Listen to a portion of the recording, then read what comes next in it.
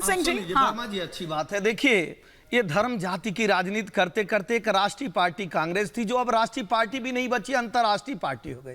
और अंतर्राष्ट्रीय पार्टी में भी ऐसी अंतर्राष्ट्रीय पार्टी हो गई जो भारत के लोगों का घोर विरोध करती है। शुरुआत करती है धर्म से, हिंदुओं को आतंकवादी कहेंगे, 26/11 की घटना पे देश के संसाधनों का एक पे अधिकार बता देंगे।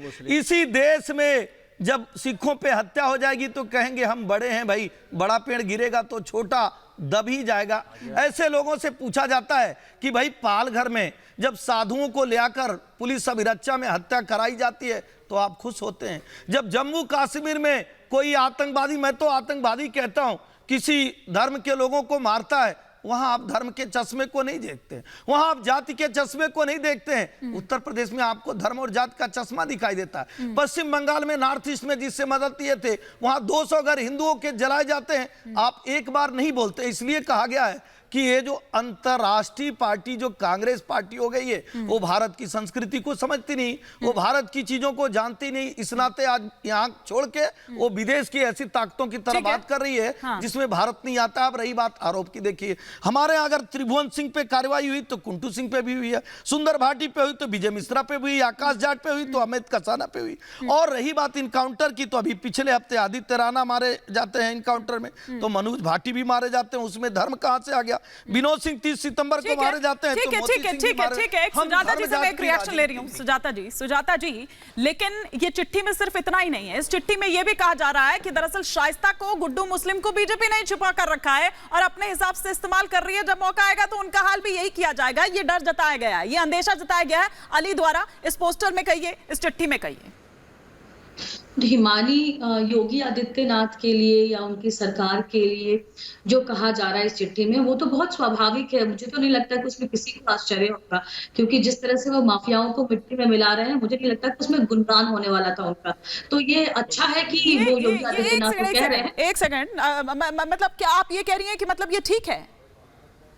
देखिए, माफिया, आपको क्या लगता है कि माफिया जब गुणगान करे अगर मुख्यमंत्री का, तो वो ठीक है? मुझे लगता है कि माफिया जब मुख्यमंत्री का गुणगान ना करे, उनके नाम से भागे, तो फिर तो सही कह रहे हैं ना वो लोग, नाम से भागे, कचहरी सब कुछ बंद कर दीजिए, फिर तो सब कुछ बंद कर दीजिए। एक तरीका होता है ना, पहले तो एक तरीका होता है कि आप उस प्रोसीजर को फॉलो करिए और आप उस तरीके से अगर कानूनी तौर पर अगर आप अंजाम पहुंचाए तो ज्यादा बेहतर होगा। ये बजाय इसके कि आप ये कह रही हैं कि ये जो, इसी पर तो सुप्रीम कोर्ट ने आज हलफनामा दाखिल करने को कहा है, 3 हफ्ते का वक्त भी दिया है।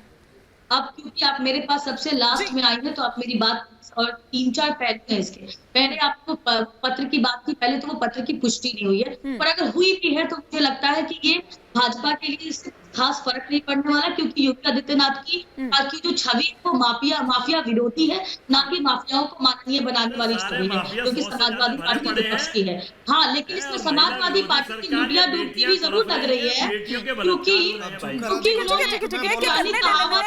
प्लीज एक एक करके एक बार सुजाता जी को कंप्लीट करने दें। चौबे चले थे, छब्बे बनने, दूबे बन के लौटे। यहाँ पे सारा झंडा उठाया, अतीक को कहा कि भाई वो राजनेता थे, गरीबों के मसीहा थे, और वो बिल्कुल कोई अपराधी नहीं थे। इस तरह से क्या नहीं कहा गया। संविधान पे सवाल उठाए गए, पुलिस पे सवाल उठाए गए, सरकार पे सवाल उठाए गए। और तब भी ये पूरा जो चिट्ठी आई है, इसमें समाजवादी पार्टी का भी हाथ होने की बात कही गई है। तो ये तो बात समाजवादी पार्टी को सोचना चाहिए कि भाई जिस आतंकवादी, जिस अपराधी को उन्होंने महिमा मंडित करने की कोशिश की, वो शायद सिक्का उनका चला नहीं। लेकिन मैं यहाँ पे ये, और अब अपनी बात की सुप्रीम कोर्ट की, तो इस देश में संविधान है, सुप्रीम कोर्ट को और किसी भी कोर्ट को सवाल पूछने का अधिकार है, और सरकारें बाध्य हैं उन सवालों का जवाब देने के लिए। मुझे पूरा यकीन है कि पिछली बार की तरह जब बुलडोजर पे सवाल उठे थे, माफियाओं के घर गिराने पे सवाल उठे थे, अवैध कब्जा हटाने पे सवाल उठे थे, तभी भी पुलिस ने, सरकार ने